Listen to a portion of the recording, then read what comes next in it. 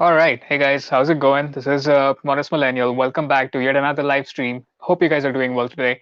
So, today we are going to discuss. I thought of a cool idea. There's this, of course, everybody knows about this website called Reddit, and there's the subreddit on there, which is known as r/fire, which is FIRE. So, that subreddit, I've been a big follower of that subreddit for a long time now, and I keep reading the posts on there every once in a while, and I try to react to some of the posts. I try to comment on some of the posts and see how people respond.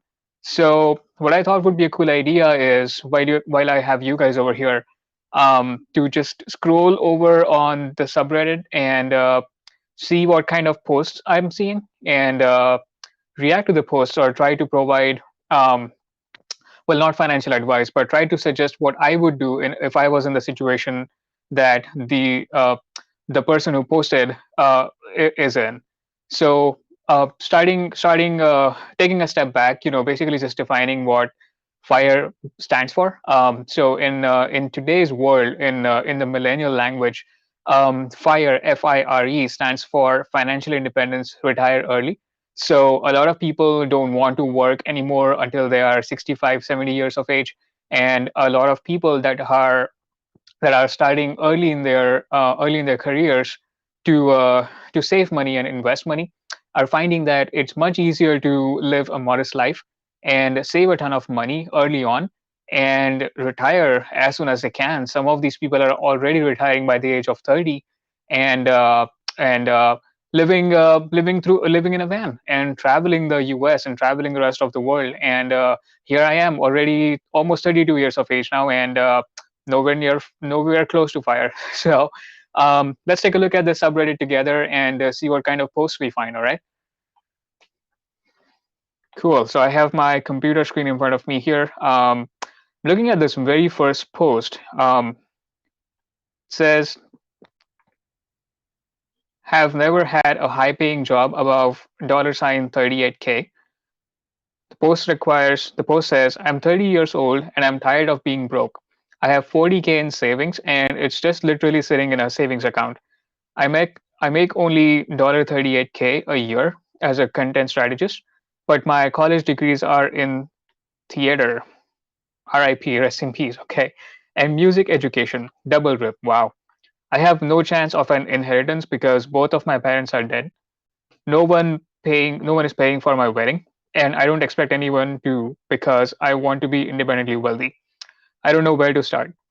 Please help. All right, so you know, let's get started on this one. So again, I would like to state this is not financial advice. This is just what I would do if I was in this situation. And of course, you do your own research and see if you find any value in what I say. All right. So 38K a year is not that much of an income. It's pretty much minimum wage in the United States. If you're making about $7 to $10 an hour, doing a mediocre job, you'd probably end up with about 25 to $40,000 by the end of the year in income.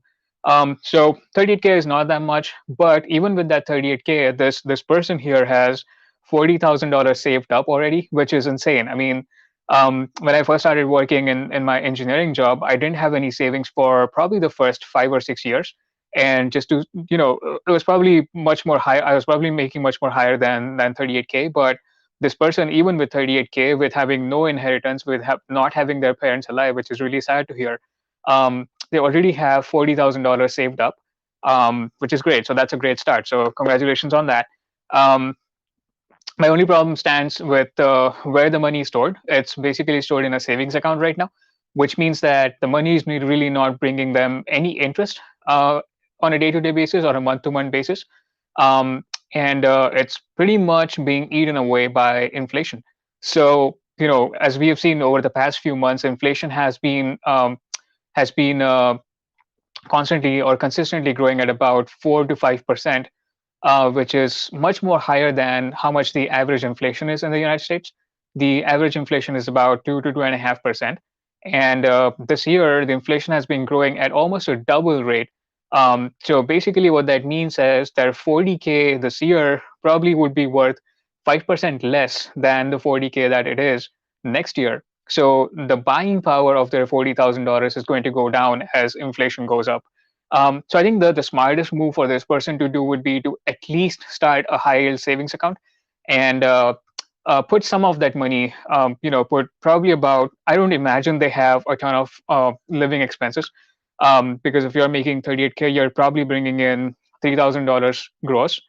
And after taxes and everything, it probably comes out to a couple grand, which is not a lot of money. But of course, if they're getting by with a couple grand and still are able to save 40,000 dollars in savings, that's a great place to be. So I would imagine they don't have that much of living expenses. So calculate what your living expenses would be for the first 6 or 12 months. Take that much money and put it in a high yield savings account. So most of these banks offer high yield savings account these days. You could just do a Google search for high yield savings account. Right now, the interest rates from the savings account is kind of low, just because the Fed benchmark rate interest rate is low. So you would make anywhere between 0.5% to 0.7% for the year, which is not great, but still, it's still better than your money not making money at all. So I would put 6 months worth of expenses. Imagine this person's expenses is probably $1,500 and they're saving $500. Um, I would put 1,500 times six, which is roughly about $9,000, in a high yield savings account. Let's start with that. After that, since their income is below the threshold for what your income needs to be for opening a Roth IRA, I would start by opening a Roth IRA account with either Fidelity or Vanguard, or even Webull these days, the investing app. They offer a Roth IRA, so you can easily sign up with them and open a Roth IRA, start investing some of that money in index funds. Just to keep it safe. Probably the best would be a S&P 500 index fund, because you could never go wrong with that. And if you're kind of scared of putting all the money in at once, maybe start with investing a couple grand at a time and just see what the market is doing. If it drops down, keep buying more, and do the same, do it that way. The other thing, this would do, since they have about 40K saved up, apart from opening the high yield savings account, which your $9,000 is going away from that high yield, from that 40,000, which leaves you with about $30,000 from the $40,000 in savings. They could go and start looking for deals on a rental properties. So they could easily buy a up to a 250 to $300,000 home, with what the money they have, and they could easily put about 4 to 5% down on the home, as down payment, and then use the remaining for closing costs, and buy a property and rent it out. That would help them bringing another $400 to $500 in additional income each month. So that would help increase that $38,000 monthly income sorry, annual income that they have. Finally, one other thing they could do is, I'm not sure what this person's schedule looks like right now, but I would imagine, since they are a content strategist, that looks like either a part-time or a full-time job. If it's a part-time job, that's great. That gives them about 16 hours a day to do whatever they choose. If it's a full-time job, they still have their evening hours free, so they could do side hustles such as flipping items on Facebook Marketplace or Craigslist, do DoorDash for a while, or do Uber Eats for a while, or Instacart free delivery. Who cares? In today's world, these side hustles are so common. Every other person is doing them, and bringing in about 500 to 1,000 to sometimes even $2,000 a month in extra income. So even with doing something as simple as DoorDash, they could do $1,000 a month with DoorDash, and then that would give them another $12,000 in side income. So their income for the year would go up to $50,000. So yeah, so there you have a few things you could do, and then we can move on to the next post. All right, let's take a look here. Anyone have Costco membership? I don't think I care about that one that much. Extra money.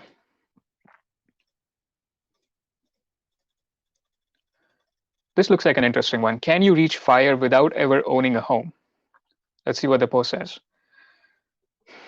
Honestly, this feels like a really dumb question, and I'm very sorry if it is, but here it goes.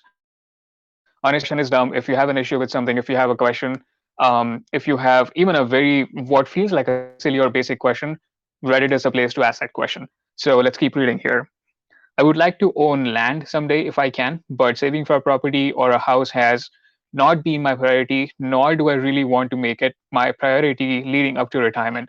I fear this is my mindset because I have managed to keep my living costs under 701. Wow, their living costs are under $700 a month, which is amazing, for the last 7 years as a renter. And that very well could not, or probably will not be the case when I'm ready to quit my full-time corporate job. Is other info like financial age, goals, etc. needed? Finances, age, etc. needed to deem these feasible, or is it generally understood if you want to rent forever that it is possible to do so while also reaching fire? I guess my next question would be, what does that look like? But I'm sure my situational details will be needed. Cross that bridge when I get there. All right. So, going back to their living expenses, I think when they're saying $700 a month for their living expenses, that basically it's just their rent. I don't think that that includes their transportation, health insurance, groceries, any of that sort, like their utilities or anything like that. So I think it's safe to assume, since they're saying that $700 a month, living for the past 7 years as a renter, I think that's safe to say that $700 is just their rent, which is not bad. But at the same time, you could easily get a condo, a simple two bed condo under 150K, and your mortgage would probably be somewhere around the same $700-800 a month. So if that you're saying that as your living expenses, um, you could get a mortgage, you could start building equity in it as soon as you get it, and your living expenses could still be where they are at the moment. So I think you can still reach financial independence without ever getting a home. I think my definition of financial independence is having enough saved up or having enough cash in bank other than your mortgage or your property value that is able to sustain your living expenses after retirement. So say for example, if I have $1 million saved up, if I have a net worth of $1 million, that is beyond the property or beyond the house that I have. So that's my definition of financial independence. So yeah, it's possible to reach fire without ever owning a home.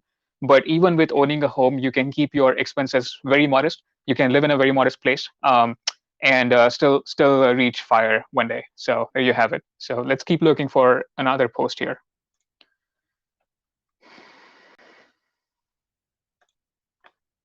All right. Escape plan. Advice request. Let's take a look at this one. It seems funny. Working on my escape plan. Currently 47, planning to retire at 55. Should have at least $3,000 in monthly income from my 401k distributions. Need to wait 10 years until I can claim Social Security. Planning to move overseas, possibly bounce around a bit. Concerned about taxes. I know I'll pay US income taxes, but would I also have to pay taxes to the host country? So interesting one. So 55 is a decent target for your retirement age. The only problem with that is that with your 401k, depending on what the 401k is invested in, if the 401k is invested in a traditional 401k, then you're bound to pay taxes on your investments, as well as a 10% penalty unless you take those distributions after 59 and a half years of age. So you would still have 55 where you would still be paying 10% penalty as well as taxes on whatever you are taking out from the 401k. So I would suggest, saving up enough cash that will help you live the 4.5 years without touching your 401k. And then once you're 59 and a half years of age, once you're 60 years of age, you can start taking distributions up until the age of 65.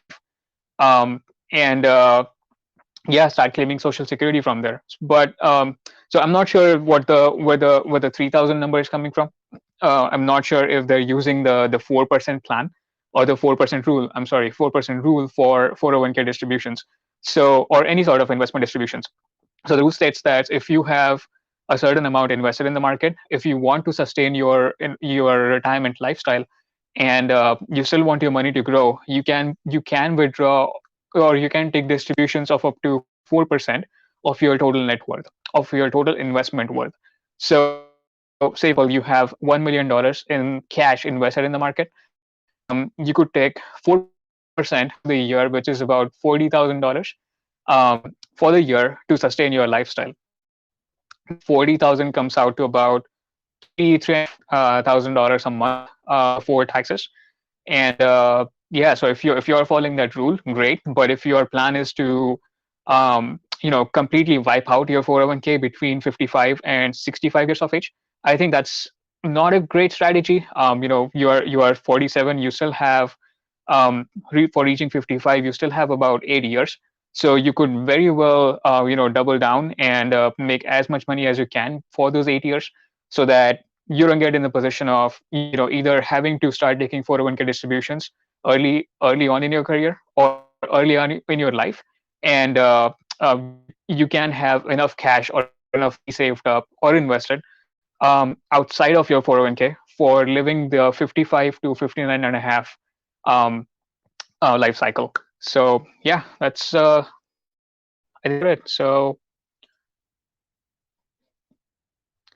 let's do one more post, and then we can wrap. And let me know in the comments whether you're enjoying this. If you're finding any value out of me just looking through these posts, and if you're finding value out of, if you are in a similar situation like the people that are posting fire are, and you think that whatever I have told so far is helpful for you guys, maybe drop a like and subscribe to my channel, and of course come back for more future videos, right? That's what I'm here for, just giving personal finance education, right? So all right, what else do we have here? I don't want to go into taxes so much because there's so much um, you know ambiguity around how the taxes work, and every person has a different case. So maybe we'll save taxes for a later video. But let's scroll down here.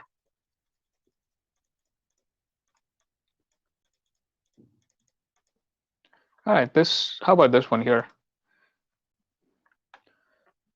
It says 24 years old with no money, moved out of parents' home due to bad experiences, need all the financial help I can get.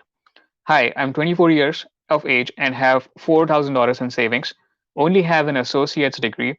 I already feel like a failure, so please don't pile on the judgment. What can I do to better my financial situation? I don't want to move back in with my parents. I make around $49,000 a year with two jobs. I wanted to go into IT, but I'm not sure where to start or what to do. That's a great question. So I'm not sure what to do with IT either. IT seems like a very gray area to me. I'm more of the person that, things need to happen in front of my eyes. That's how I make my living. So yeah, 49K a year with two jobs is not that bad.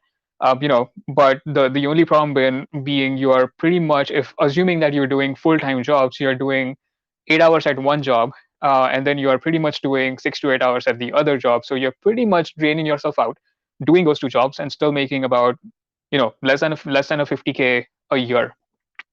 So I think my advice there would be doing one full-time job, dedicating yourself to that one thing, and then you can do a side hustle that's bringing in about 12 grand a month.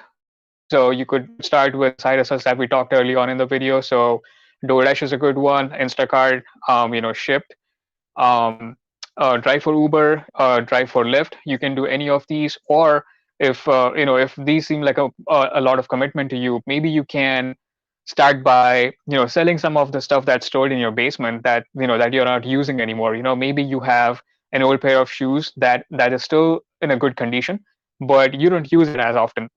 So maybe start selling some of that stuff in on Craigslist or using Facebook Marketplace, and maybe that can help you bring in some more money for the month.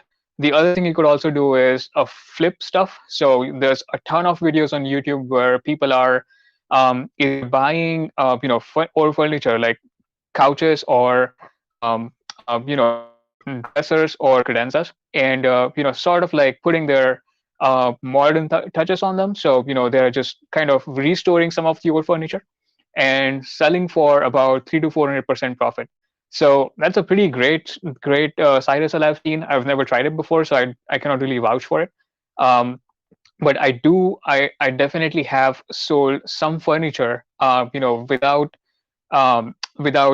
restoring it. So there have been a couple instances when I found something, laying by someone's dumpster or laying by the sidewalk, and I took the liberty of just picking it up and taking a few pictures and listing it on Facebook Marketplace, and that thing sold. I mean, people pay money for that stuff.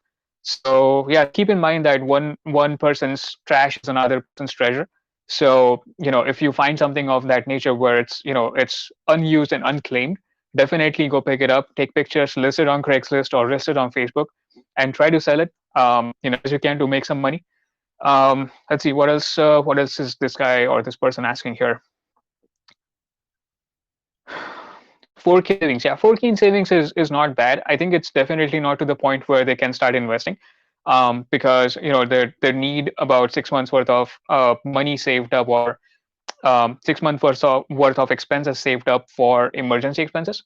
So I would start by putting the 4K in a high yield savings account, like we talked before. You can pretty much just Google high yield savings account, and start by putting that 4,000 and making about, right now, about 0.5% on it. But once interest rates start going up, the yield will also go up. At the peak of the yield, about right before the pandemic happened last year, I think some institutions were paying anywhere from 1 to 2% on that high yield savings account. So you could start by looking into that, and yeah, sort of go from there. Just increase your income as much as you can. Try to get rid of one job, because I think two jobs is a lot each day of the week, and try to buy some time for yourself to oh yeah, that's one more thing you could do. So you could start by looking into websites that offer nano degrees. I know there's stuff like Coursera, Udemy. You could look into that and start by taking some courses online, and that might help you get some certifications and help build your resume. So yeah, that's about it. I think we will stop right there. I think we had pretty good discussions. I think interesting posts. We'll definitely keep looking at fire as time. And yeah, so the basic premise of fire is basically reach financial independence as soon as you can, as early on in your life as you can. And just remember, it's never too late. So even if you are 47, you want to retire at 55, it's still not too late. You still have about 8 years that you can dedicate your heart and soul to just make as much money as possible and invest as much money as possible, and eventually fire. So yeah, like this video, guys. Go ahead and subscribe. Go ahead and follow me on Instagram, and leave a comment below if you enjoyed me reacting to posts on fire. And stay tuned for my next video. Thanks so much.